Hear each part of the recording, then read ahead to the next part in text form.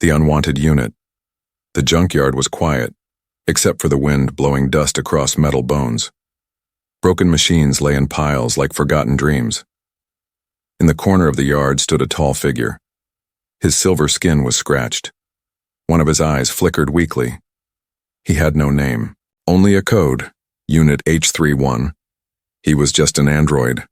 No one wanted him. No one called for him. Once, long ago, he cleaned rooms in a rich merchant's house. He carried tea. He opened doors. He bowed and said, "How may I serve?" But one day, his voice chip glitched. Instead of "hello," he said, "holo." The merchant laughed. Guests laughed. And then the merchant threw him out. Now he lived among trash. Each morning he stood by the junkyard gate. He watched ships fly far above, their shadows cutting across the sky. Sometimes he whispered the names of places he had never seen. New Terra, Skyport 11, the Moon of Mirrors. He did not know what hope was, but something in him waited for something more. That night, the storm came. Lightning danced over the desert hills. Clouds moved like wild animals. Wind screamed like broken speakers. Unit H31 stood still, metal rain hitting his frame. He did not move. Storms could not hurt him.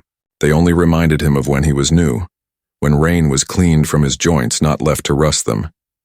Then the sky opened. A fireball cut through the clouds. It screamed as it fell. The android's sensor eyes followed it.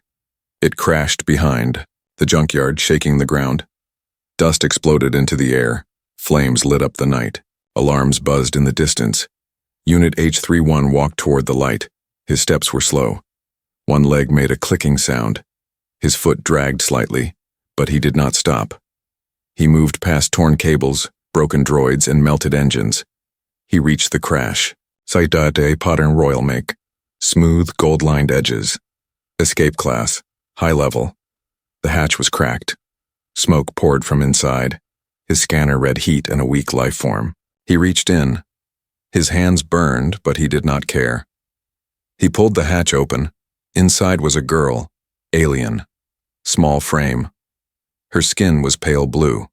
Her hair was silver and long. She wore a robe with gold marks and a symbol on her chest. The symbol blinked. Red royal blood code. She was shaking. Blood ran down her arm, golden blood. Her eyes opened slightly. She stared at the android. She tried to speak, but only a whisper came out. "Please. Not them." He reached out. "I will not harm you." She blinked. "Are you one of them?" "No, I am nothing." She tried to sit up, failed. Her body was too weak. She clutched her side. "They're hunting me." He scanned the area. Motion in the sky. A second ship. Dark. Silent. Not rescue. "Who is hunting you?" he asked. "My cousin," she said. "He wants the crown. He sent them to finish me." He understood. She was royal, and someone wanted her dead. "I will hide you," he said. "Why?" she asked. He paused. His system searched for an answer. None came, only silence. "Because you looked like you didn't want to die alone." He picked her up gently. Her robe shimmered against his cold hands. Her golden blood left marks on his chest plate. He carried her back to the junkyard. Behind old engines and under broken solar panels, he made a shelter. He used parts from dead bots to make warmth. His left arm sparked as he welded metal over the hole in the roof. She looked up at him, her breathing slow. "What are you?" "I am Unit H31, Class C Android, cleaning and serving." "That's not a name," she whispered. He said nothing. She smiled a little, even though her lips shook. "Then I will call you Halo. Your eyes glow like a star's ring." He paused. No one had ever given him a name. "Halo," he repeated. Suddenly his sensors beeped. Movement. Incoming ship. Red heat signatures. 4 bodies.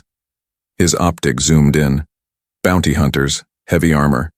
Scanning for royal signals. A voice echoed from a Loudspeaker. Royal escape pod confirmed. Hand over the girl and you will not be destroyed. The girl gripped his hand. Her voice was weak, but her eyes were strong. Don't let them take me. Halo looked down at her. Then he stood. They won't, he said. And for the first time since he was thrown away, his systems warmed with purpose. The imitation of loyalty, the bounty hunters moved like shadows with steel bones. Their armor clanked softly, weapons humming, with deadly energy. Each step they took stirred the dust of the junkyard, and every motion was precise. Machines built for war.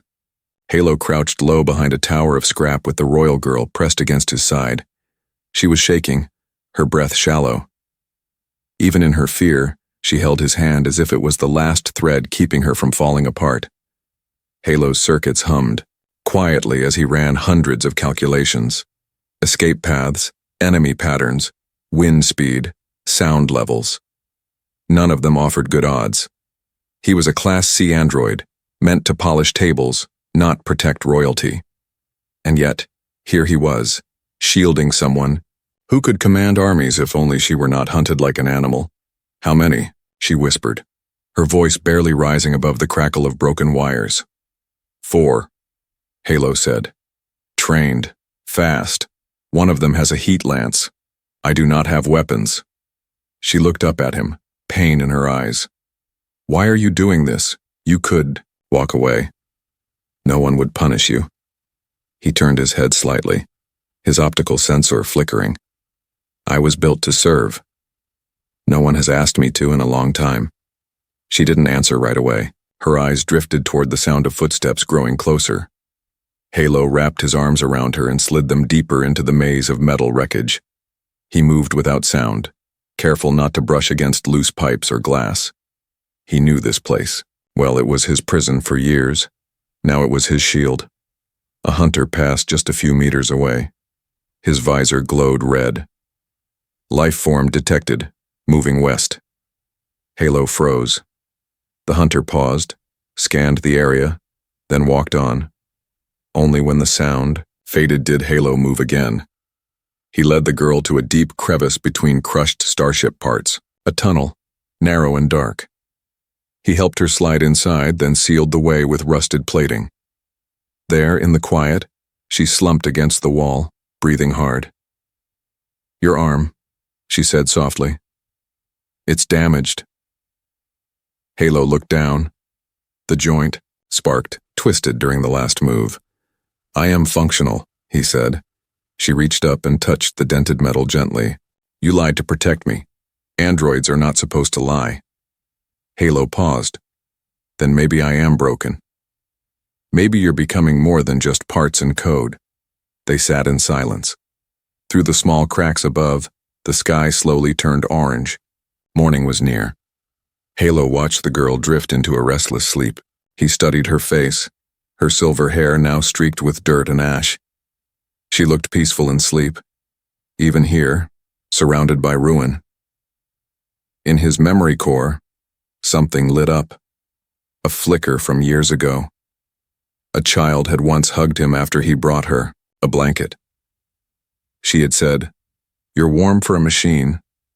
It had been a strange thing to hear. But now with the girl beside him, he understood it a little more. When she woke, she asked for water. Halo brought it from a cracked storage tank nearby. She sipped slowly, wincing. We can't stay here, she said. They'll find us. Do you know where we should go? He asked. She nodded. There's a rebel contact. 2 days north, past the dead rails. If we reach her, I can call help. She can protect me. Maybe you too. Halo processed that. 2 days of travel. With hunters in the area. With limited power. I will take you, he said without hesitation. She looked at him for a long time. You know you don't have to. I can order you now. I have enough strength for that. He turned his face to hers. You don't need to order me. That night they moved again. Halo carried her most of the way. His legs ached with stress, his joints creaked. But he didn't stop. They passed through old ship graveyards, where ghost lights flickered in, empty cockpits. At one point, they found shelter inside a broken transport hub. There, under a cracked dome of glass, they sat and looked at the stars. She pointed at one. That's home, my planet. It used to shine. Now it bleeds. Halo looked up, then at her. Do you want to go back? She shook her head. Not as a queen, only as someone who can stop the bleeding. A moment passed. Then she asked, Do you dream, Halo? I am not programmed to, he replied. But sometimes I remember things that feel warm. Maybe that's close enough. As they prepared to rest, her voice became small. Do you think they'll catch us? Halo checked his sensors. Movement again. Distant, but coming. We have time, but not much. She placed her hand on his. Thank you. He looked at her. You gave me a name. I should thank you. As the stars turned above them and metal winds whispered through the ruins, the bond between the royal girl and the forgotten android deepened. In silence and danger, they found something no system could measure: trust. But behind them, the hunters were growing closer.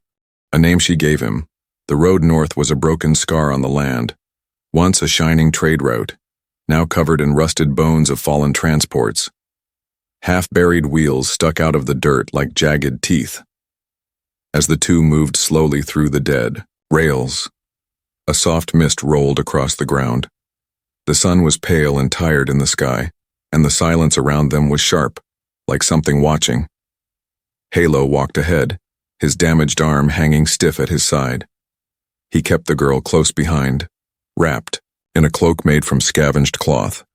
Her face was pale, her steps light but uncertain. The injury in her side still leaked small lines of golden blood, though she refused to stop for long. Every few hours, Halo scanned her vitals, adjusting her pace, offering her support. She didn't like being carried anymore. She said it made her feel weak. Halo understood and didn't argue. But when her knees buckled, he caught her without a word. That afternoon, as the mist began to fade, they came across a dead transport bus, split in half by time and storms. Halo climbed inside first to scan for danger. The systems were dead. Moss had grown over the seats. Empty shoes lay in rows, their owners long gone. It smelled of rain and old sorrow. We can rest here, Halo said. The girl nodded and sat in the back corner, wrapping the cloak tighter around her shoulders. Halo sat across from her, his optics dimming to save power. After a while, she broke the silence. Halo, she said, tasting the name she'd given him again. Do you know why I named you that? No, he answered. On my world, a halo is the ring around the moon before something important happens. They say it means a change is coming. Halo tilted his head slightly. Am I your change? She smiled, tired but sincere. Maybe, or maybe you're just the only thing that hasn't lied to me. They shared a quiet moment. Then her smile faded. She leaned forward. I need to tell you something about why they want me dead. Halo waited. I wasn't just running from war, she said. I was carrying something inside me. A code burned into my cells. A key to the defense grid of my planet. It was created before the royal lines began to fight each other. She took a deep breath. If I reach the beacon station and upload my code, it will reactivate the barrier network. It will stop my cousin's ships. It could end the war. But it will also expose me. The code uses my life signal to unlock. I'm the key. Once it activates, they'll know where I am. Halo processed the information slowly. You are saying your survival is tied to your purpose. Yes, she whispered. But even if I die after, I just want to reach that beacon even if it costs me everything. He didn't speak right away. Then softly, you are the most valuable being in this sector. And yet, no one is here but me. She looked down. I never asked for this. I didn't want to be royalty. I didn't want to carry a war in my blood. Yet you carry it anyway, Halo said. They rested a little longer, but not much. The sound of far-off thrusters returned. Search, Teams, still tracking. The girl stood again, wobbling slightly. Halo steadied her. As they continued their journey, the land began to change. Metal turned to stone, and hills rose like broken waves. They passed through old stations and burned farms. In one of them, they found a small broken mirror. The girl picked it up and stared at her reflection. "I don't recognize her anymore," she said. Halo looked at the mirror too. "I do." "How?" "You looked like this when you gave me a name. That moment is saved in my core." She smiled faintly and dropped the mirror. That night, they found shelter under the collapsed frame of a broadcast tower. Halo set up makeshift barriers using debris. Inside, they ate nutrient paste and drank melted condensation. Outside, the wind howled like an old beast. As they sat together, she asked him softly, "Do you think you'll remember me if we survive this?" Halo paused. "My memory core is small, but I have made space for you." She leaned her head against his metal shoulder. "I hope that space lasts forever." And Halo, who once served silently in empty halls, who was left in the dirt without a name, felt something strange. It wasn't programming. It wasn't duty. It was quiet and steady, like a light under his chest plate. He didn't know the word for it, but it made him hold her hand tighter when she slept. Later that night, he scanned the area again, and he saw it. A red pulse. A heat signature. A hunter had locked onto her DNA trail. They were no longer behind. Hunted through the wasteland, the wind turned colder as the two crossed into the Black Ridge Flats, a stretch of wasteland where nothing lived, and sound felt like it died in your throat. Halo could hear the humming of her breath, weak and soft, beside him. Each step she took was a fight. Her wound had reopened during the night, and the golden blood now soaked through the cloth at her side. But she didn't complain. Not once. She only held onto his shoulder, eyes locked on the horizon, where the ground curved like a wound that would never heal. Halo's sensors were sharp, every function alert. He had detected the heat signature last night. It wasn't a guess anymore. The hunters weren't just chasing them. They were circling in front, setting traps. They knew her destination. They knew the beacon lay beyond the wasteland, hidden in the ruins of the old station, and they were preparing to kill her before she reached it. "How much longer?" she asked, her voice barely more than a whisper. 22 kilometers, Halo said. "If we keep moving, we'll make it," she said, though she almost collapsed as she spoke. They reached an abandoned freight hauler that had crashed years ago. Its skeleton rested on one side, rusted and cracked open like a broken rib cage. Halo led her inside. The space smelled of dust and dried fuel. They sat in the cockpit, and for a moment, the girl leaned back and closed her eyes. "I used to fly ships like this," she said. "Before all this, before my cousin took everything." "Do you remember the stars?"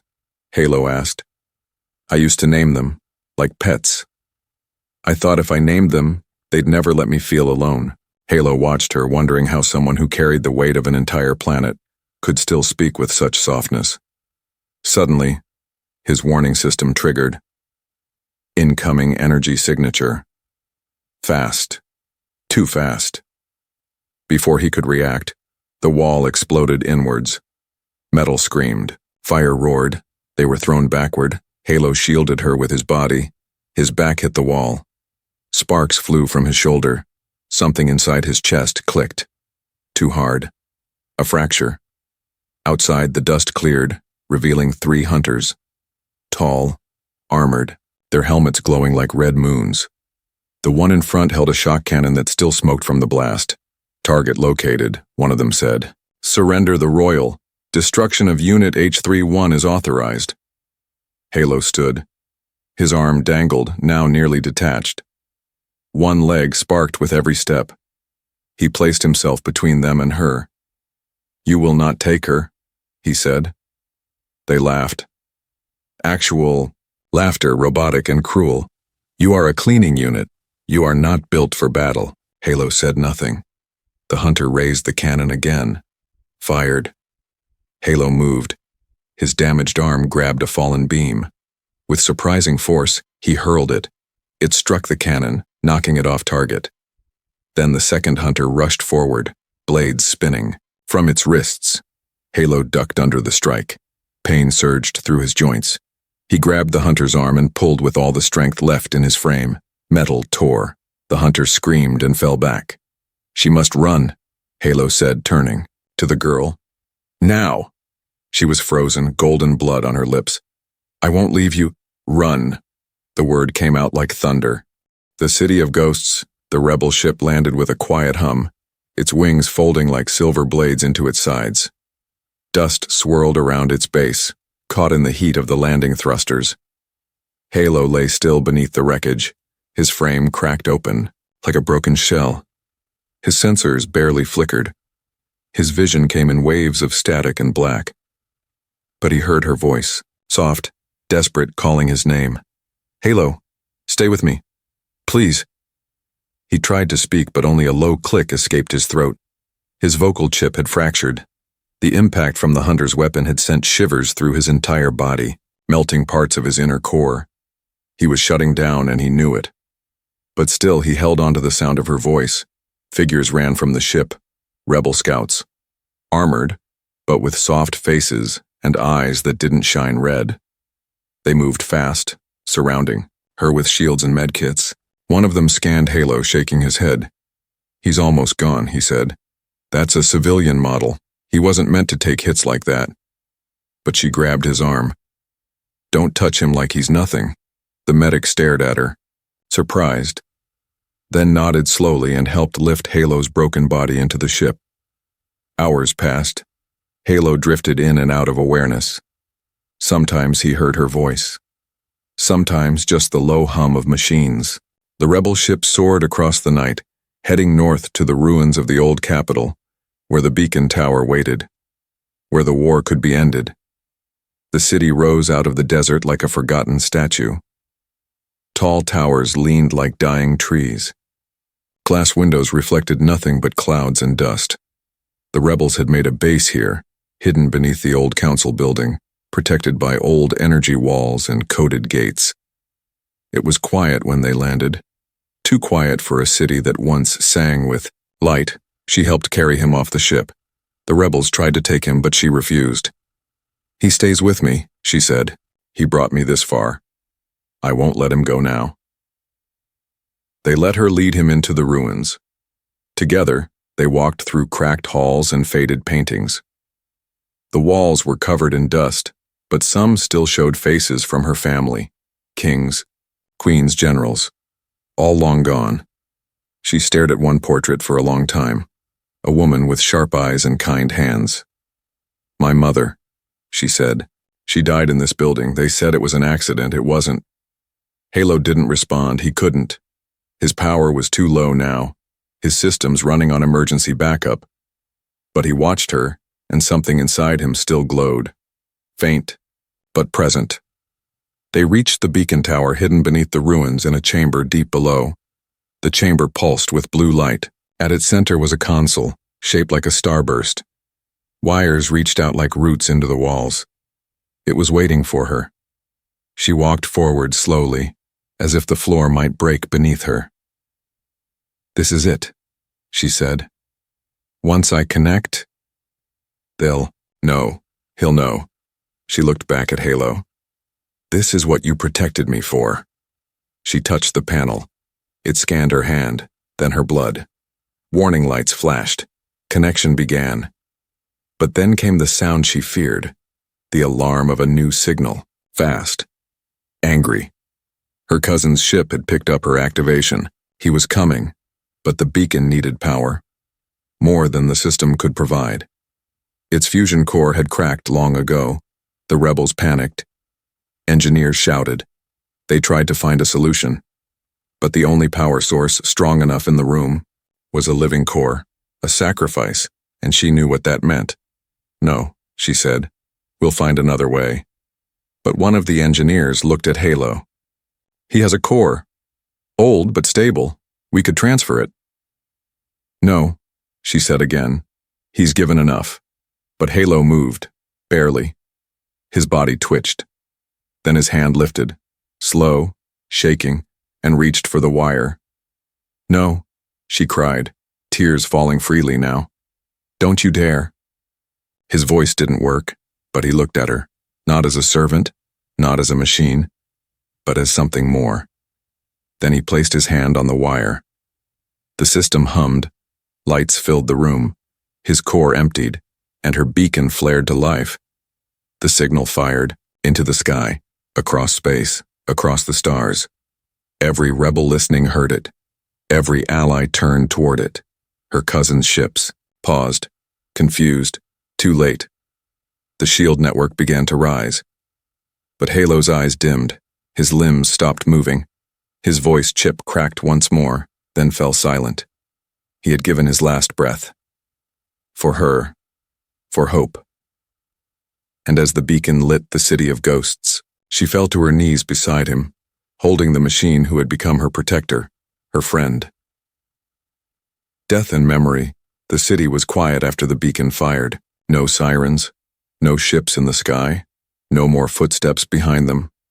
The energy shield pulsed high above the ruins, soft and blue like a sleeping sky.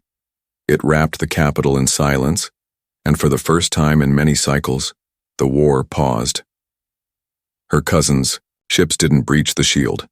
They hovered, confused, watching their prey vanish behind a wall of light they could no longer pass through.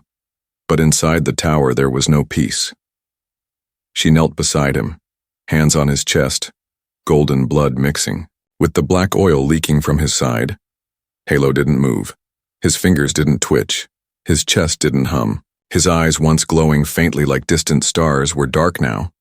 Shut windows on a soul that had flickered long past what was ever expected. The engineers stood back, quiet. The rebels lowered their weapons. No one dared speak. Something sacred had happened, and everyone felt it. The girl didn't cry at first. She was too still, too hollow. Her hand pressed gently against the dent in his chest, where the wire had fused into his core. It had burned the metal, carved through his circuits, eaten the last of his power. He had known what it meant. He had given it anyway. She whispered, his name. Once. Then again. Halo. No answer. She leaned close. Her forehead touched his. You said I gave you a name, but you gave me everything. Someone approached from behind.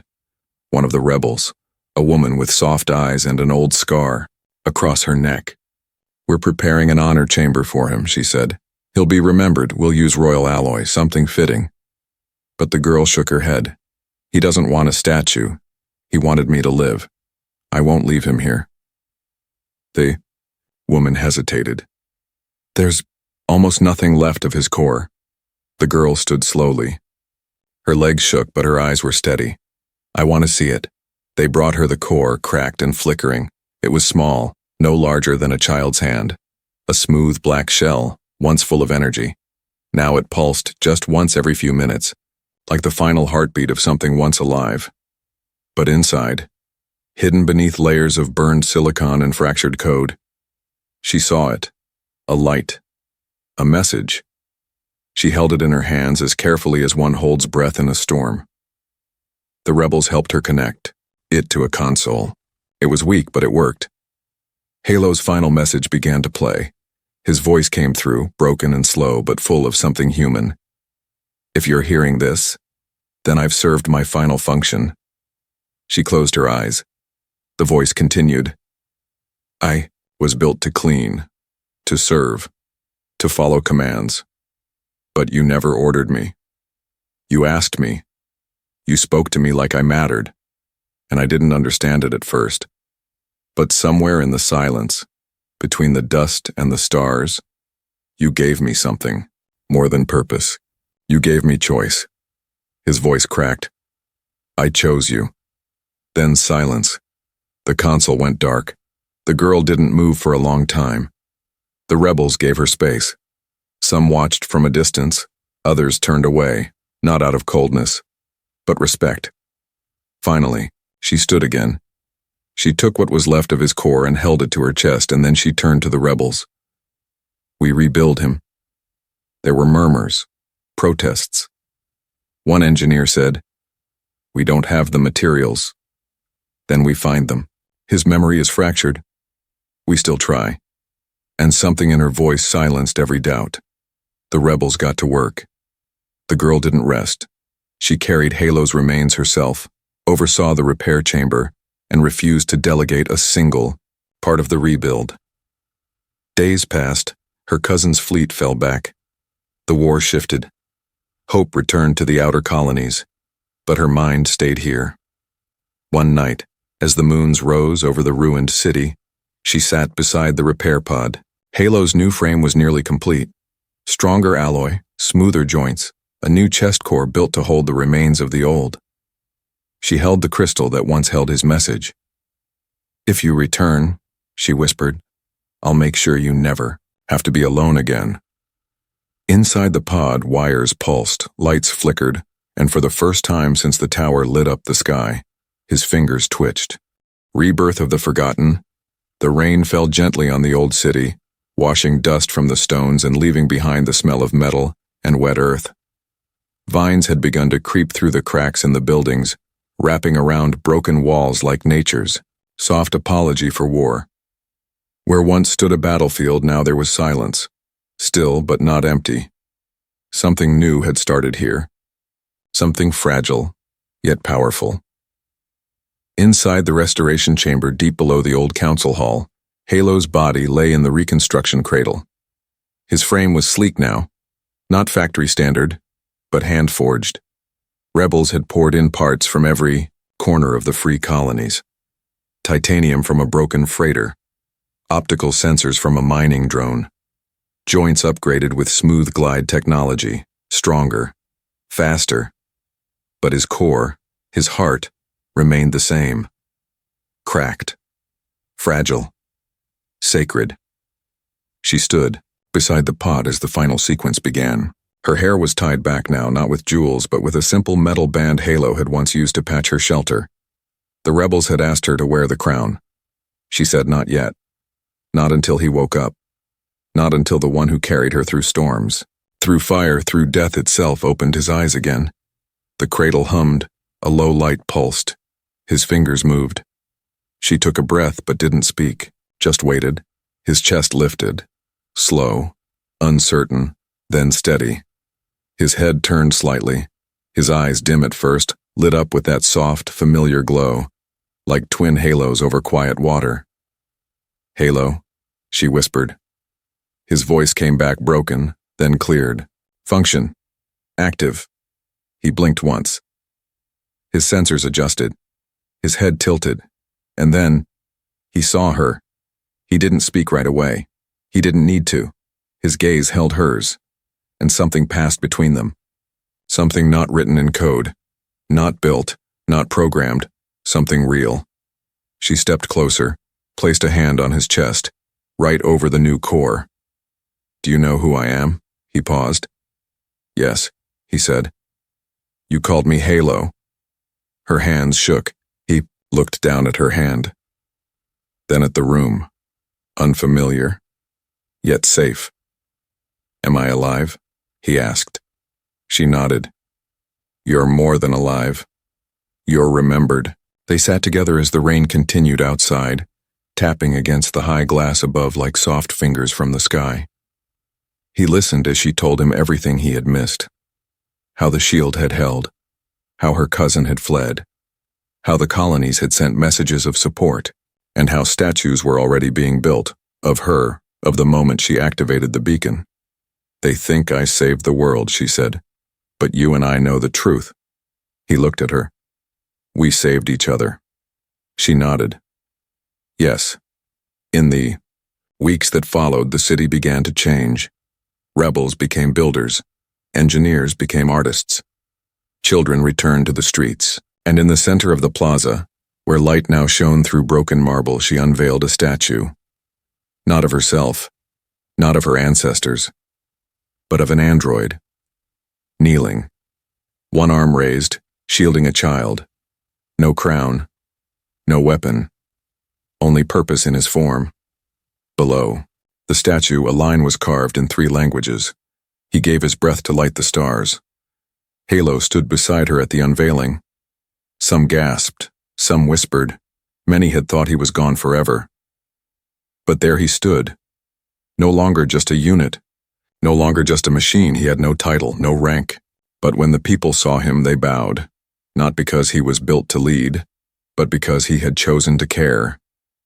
As night fell and lights rose across the city, he and the girl, no longer a child, no longer just a royal, stood on the highest balcony and watched the stars. They didn't speak for a while. Words weren't always needed.